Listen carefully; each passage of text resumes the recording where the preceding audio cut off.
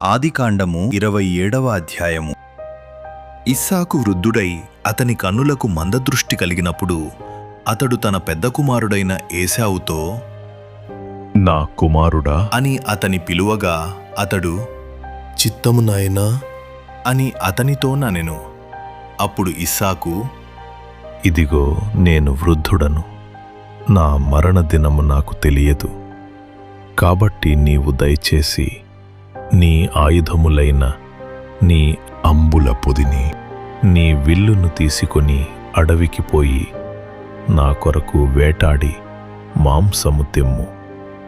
నేను చావక మునుపు నిన్ను నేను ఆశీర్వదించునట్లు నాకిష్టమైన రుచిగల భోజ్యములను సిద్ధపరచి నేను తినుటకై నా యొద్దకు తెమ్ము అని చెప్పెను.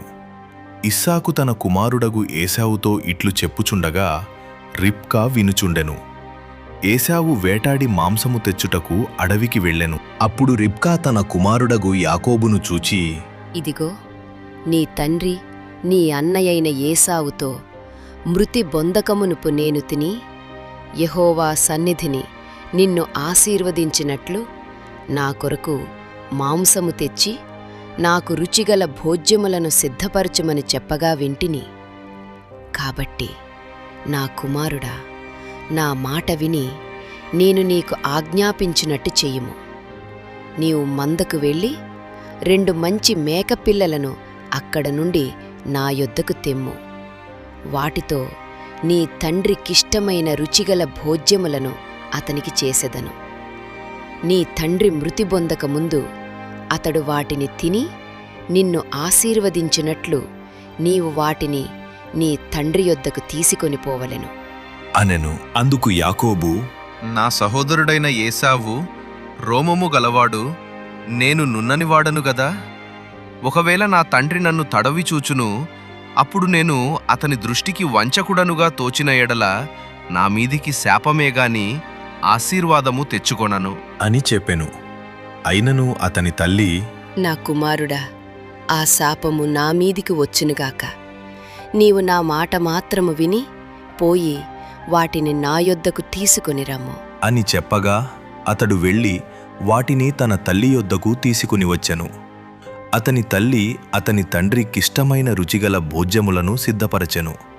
మరియు తన జ్యేష్ఠ కుమారుడగు ఏశావునకు సొగసైన వస్త్రములు ఇంట తన యొద్ద నుండెను గనుక రిబ్కా వాటిని తీసి తన చిన్న కుమారుడగు యాకోబునకు తొడిగించి ఆ మేకపిల్లల చర్మములతో అతని చేతులను, అతని మెడమీద నునుపు భాగమును కప్పి తాను సిద్ధపరిచిన రుచిగల భోజ్యములను రొట్టెను తన కుమారుడగు యాకోబు చేతికియ్యగా అతడు తన తండ్రి యొద్దకు వచ్చి, నా తండ్రి అని పిలువగా అతడు, ఏమీ నా కుమారుడా, నీవెవరవు అని అడిగెను. అందుకు యాకోబు, నేను ఏశావు అను నీ జ్యేష్ఠ కుమారుడను. నీవు నాతో చెప్పిన ప్రకారము చేసియున్నాను. నీవు నన్ను దీవించుటకై దయచేసి లేచి కూర్చుండి నేను వేటాడి తెచ్చిన దానిని తినుము అనెను. అప్పుడు ఇస్సాకు, నా కుమారుడా, ఇంత శీఘ్రముగా అది నీకెట్లు దొరికెను అని అడుగగా అతడు, నీ దేవుడైన యెహోవా నా ఎదుటికి దాని రప్పించుట చేతనే అని చెప్పెను.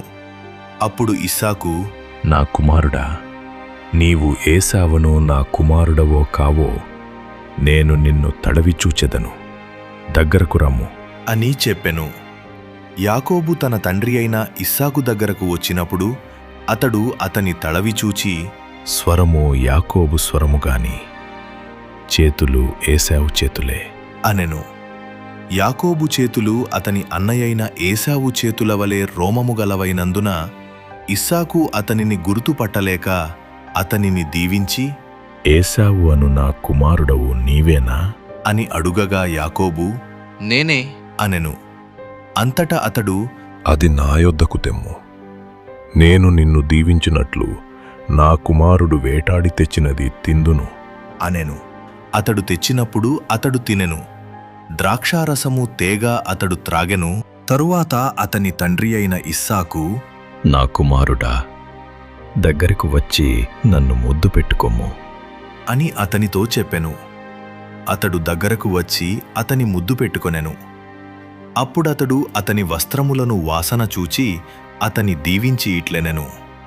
ఇదిగో నా కుమారుని సువాసన, యెహోవా దీవించిన చేని సువాసన వలెనున్నది. ఆకాశపు మంచును, భూసారమును, విస్తారమైన ధాన్యమును, ద్రాక్షారసమును దేవుడు నీకనుగ్రహించుగాక. జనములు నీకు దాసులగుదురు, జనములు నీకు సాగిలపడుదురు. నీ బంధుజనులకు నీవు ఏలికవయ్యుండుము. నీ తల్లి పుత్రులు నీకు సాగిలపడుదురు. నిన్ను శపించువారు శపింపబడుదురు, నిన్ను దీవించువారు దీవింపబడుదురుగాక. ఇస్సాకు యాకోబును దీవించుటయైన తరువాత యాకోబు తన తండ్రి అయిన ఇస్సాకు ఎదుట నుండి బయల్దేరి వెళ్ళిన తక్షణమే అతని సహోదరుడైన ఏశావు వేటాడి వచ్చెను.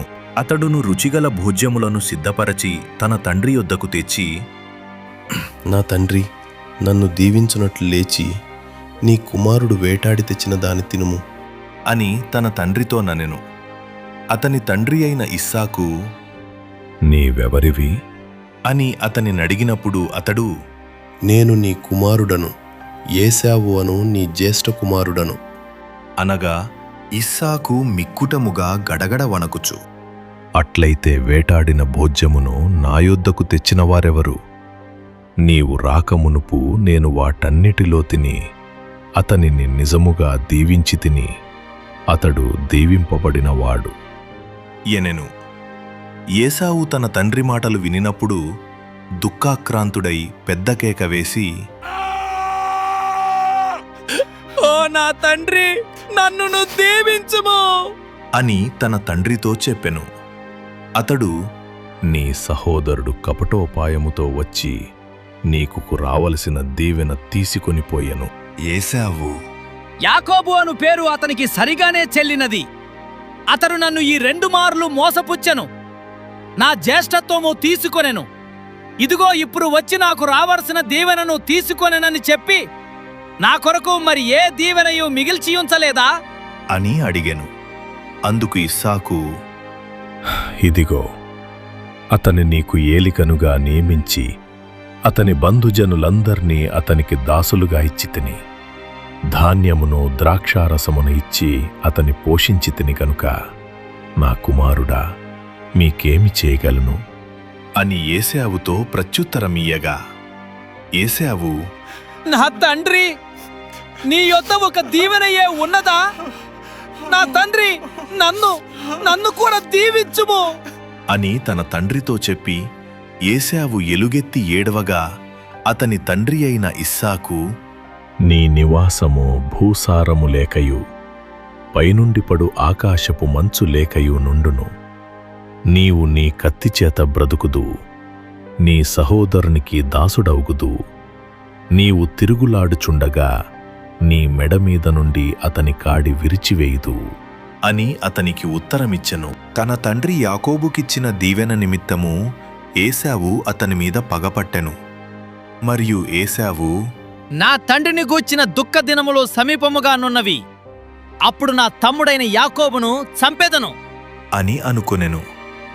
రిబ్కా తన పెద్ద కుమారుడైన ఏశావు మాటలను గూర్చి వినినప్పుడు ఆమె తన చిన్న కుమారుడైన యాకోబును పిలువనంపి అతనితో ఇట్లనెను, ఇదిగో నీ అన్నయ్యైన ఏశావు నిన్ను చంపెదనని చెప్పి నిన్ను గూర్చి తన్ను తాను ఓదార్చుకొనుచున్నాడు. కాబట్టి నా కుమారుడా, నీవు నా మాట విని లేచి హారానులోనున్న నా సహోదరుడగు లాబాను నొద్దకు పారిపోయి నీ అన్న కోపము చల్లారు వరకు నీ అన్న కోపము నీ మీద నుండి తొలగి నీవు అతనికి చేసిన వాటిని అతడు మరుచు వరకు లాబాను నొద్ద కొన్నాళ్లు ఉండుము. అప్పుడు నేను అక్కడ నుండి నిన్ను పిలిపించెదను. ఒక్కనాడే మీ ఇద్దరిని నేను పోగొట్టుకొన నేల అనెను. మరియు రిబ్కా ఇస్సాకుతో, హేతు కుమార్తెల వలన నా ప్రాణము విసికినది. ఈ దేశస్థురాండ్రైన హేతు కుమార్తెలలో వీరివంటి ఒకదానిని యాకోబు పెండ్లి చేసుకొనిన ఎడల నా బ్రతుకు వలన నాకేమీ ప్రయోజనము అనెను.